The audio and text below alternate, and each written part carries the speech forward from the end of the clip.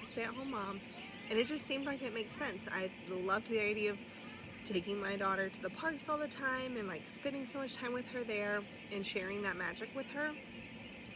So when she was a year old, we bought a house down there, and we within 6 months knew it was not for us.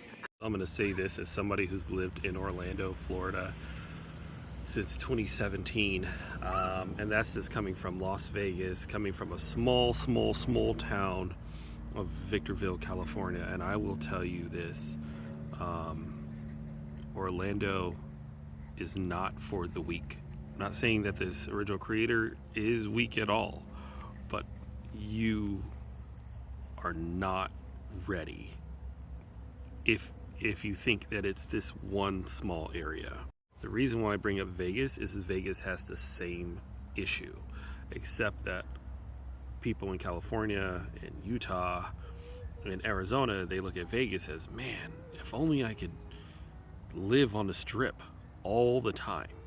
The problem is that when people move to go to this one small specific area, whatever makes that small specific area special, it loses its shine quick. So a lot of people go, oh, if I want to go to live in Orlando so I can be near the parks all the time. And so now you have the parks all the time. But I will say, if you go to the parks every single day, at some point you're going to get burnt out. You will get burnt out. It's inevitable.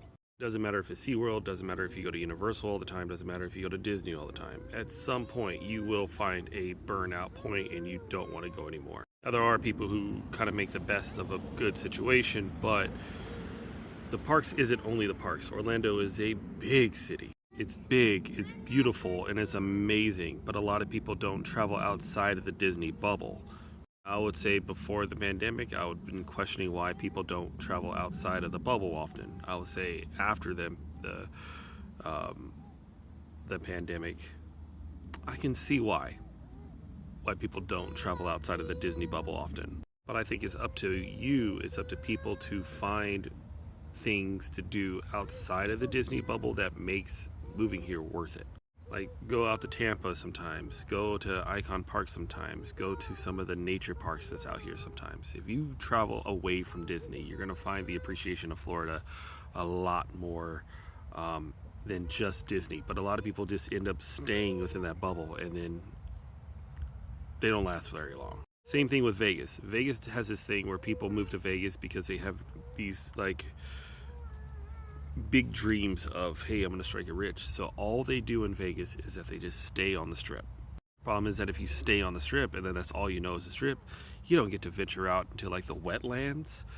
You don't venture out to Boulder City. You don't venture out to Hoover Dam. You don't venture out to any of the other places that makes Vegas amazing. And trust me, I love Vegas, but at some point when you live in Vegas, you're like, the last place you want to go to is the strip. And that becomes a little bit of Orlando, is that it's great to go to Disney, but you like it when you get to go check out some other things. Like, that kind of hypes you up. But I always tell people, hey, if you're planning on moving to Orlando, you got to think about these things. You know, if you're planning on going to Disney all the time, you know, find other things outside of Disney that you're going to really enjoy. And I assure you, the city is a lot more culture than what it is.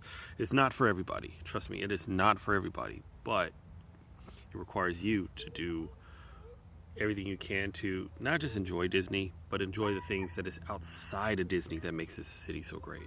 Venture outside the Disney bubble is what I'm trying to say.